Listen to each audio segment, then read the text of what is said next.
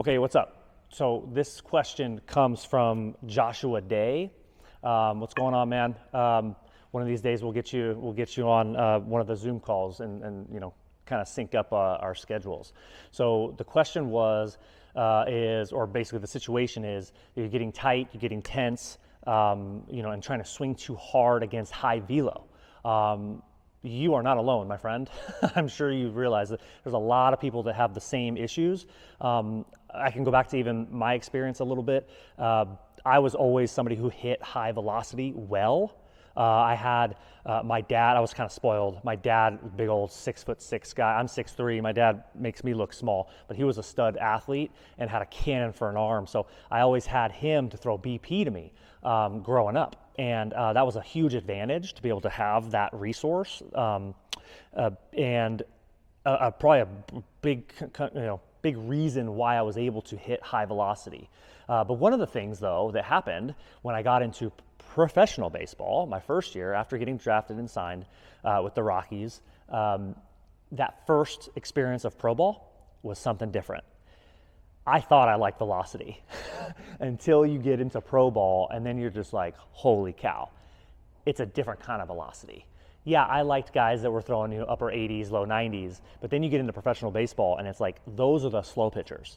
The slow pitchers are 88 to like 92, right? And so what ends up happening is it's quite a bit of a culture shock because the ball just looks like a blur.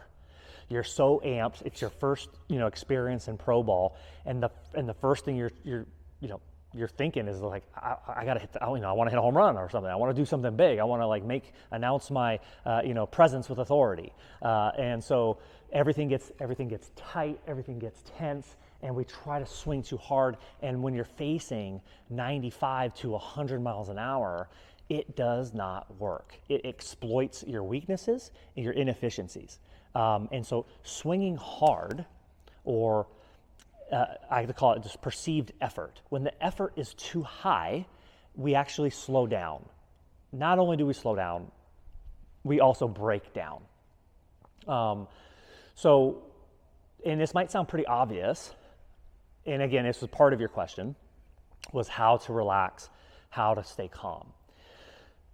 First off, preparation. So if we know our tendencies, if we know ourselves as somebody who gets tight, gets tense, gets stiff and rigid and wants to kind of swing hard, then you need to prepare yourself by offsetting that.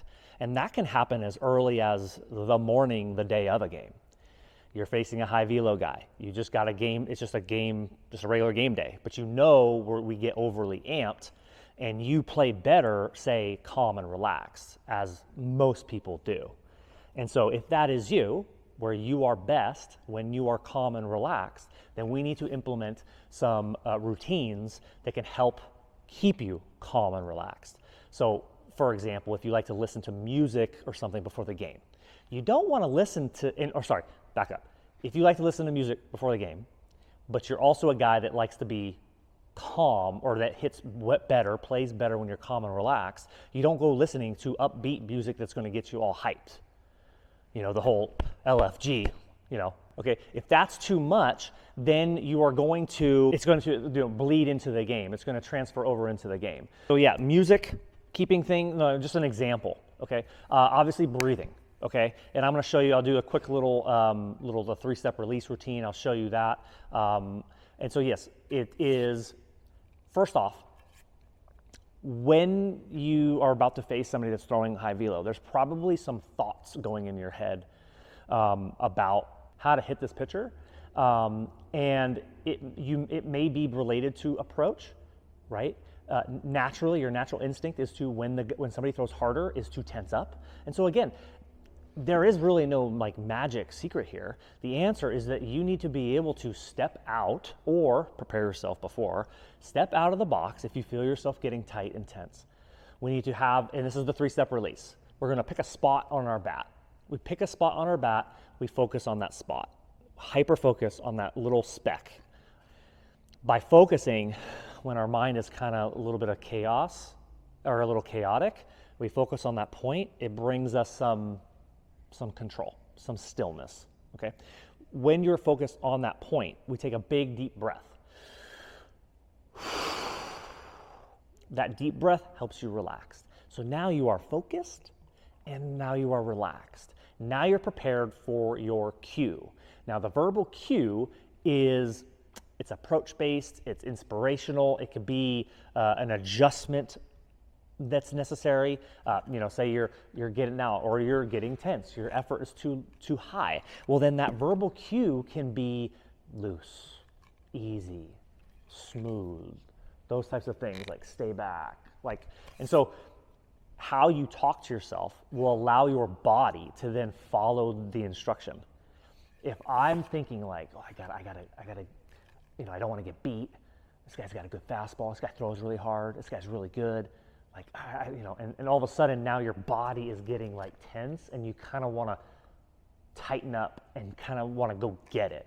Another piece of it is it seems like, and I can attest from my own experience, is that there were times where it's like if I faced a guy that I was kind of concerned about because he threw really hard, even though I liked it, I still doubt myself at times. And it was like, I need to get it out front. And I would, for whatever reason, I would try to pull. And I'm like, why am I trying to pull? Now that I look back at it, why am I trying to pull a guy throwing hard?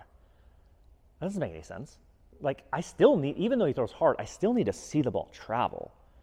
And because I need to see the ball travel, it's going to help me actually hit the ball deeper in the zone, which most people's tendencies is to go get it and to therefore be early and then coming around the ball. And so getting a lot of weak contact rollovers and whatnot, choppers and stuff like that. So again, if our approach off of anybody in general is a right center, I forget, Joshua, if you are a righty or lefty.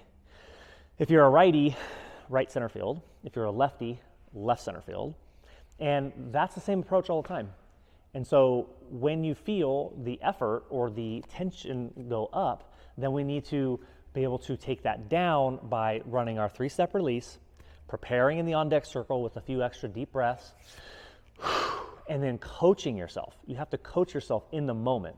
There's nothing that you can do pregame, right, that if you don't, at least if you're not coaching yourself in the box, it's not going to happen. It helps to prepare yourself and to prime yourself to be relaxed and confident and in control on deck, in the hole, in the 5-hole, or even before the game, and even in the early in the day before the games. But if you get in the box and then your thoughts are still like, oh man, this guy throws hard. Oh man, I don't get beat. Get it out front. Then it doesn't matter. So you see, we have to carry that preparation. And I have some mental imagery stuff. If you're interested in that, hopefully you are. This is mental hitting. Mental imagery is a big one because you can rehearse these scenarios. We can rehearse, how am I going to respond when I face a tough pitcher? And you can visualize yourself facing that fast pitcher or that high velo pitcher and actually visualize and feel yourself being slow and controlled against that high velo. Another tip would be and this is kind of a story that I heard David Ortiz talk about with Manny Ramirez on the Red Sox, is Manny would tell the BP pitcher to throw the ball as hard as he could. And his job, according to Ortiz, what Manny told him, is that Manny Ramirez would intentionally try to hit it as easy as possible. So if you kind of remember. And he would just try to hit it as easy. So he would keep his body as loose as physically possible, still getting himself into position, working on his tempo, his load. So you're not cutting anything out, but keeping everything as loose and relaxed as possible. And so that now you can let your body react at the right time. So that's basically it. You're trying to stay as loose and free and chill until you have to fire the bat. Another thing for effort is, I think you might have chatted about, I'm not sure, but is grip. So if you're swinging hard, you are probably gripping the bat tighter also. So you would want to, if you feel everything getting tight again, the deep breath, and then actually physically shake your arms out. Because when we get tight, it's oftentimes, and most of the time, it's primarily our upper body. And so it's our hands, our grip, and if you just squeeze the bat, you can feel your whole forearm and everything getting tense all the way up. But if I can loosen my grip, now all of a sudden, everything has released the tension. So that's where the loose grip comes in. And maybe when I see some of your swings too, maybe I'll see something there that we can make adjustments on, possibly. But for the most part, dude, you're just trying to I'm just gonna hit it easy. Fernando Tatis even says 30%, he thinks. 30% effort. So it doesn't mean 30% of your speed. It just means that you're anticipating hitting the ball 30% as hard, kind of, right? And then what ends up happening is your body will speed up, will fill in the rest. You just need to be ready and you need to be loose, right? And so this is why hitting is so hard. It's a combination of being ready, being loose, and then being aggressive. It's almost like three things that kind of contradict each other. And so once we can kind of dial that in, that's when everything starts to click. And so again, be okay with being late on a fast pitcher. That's okay. Being late is actually closer to what we want than being early. Early is easy. Letting the ball travel is difficult. Hitting is difficult, partly because we have to let the ball travel.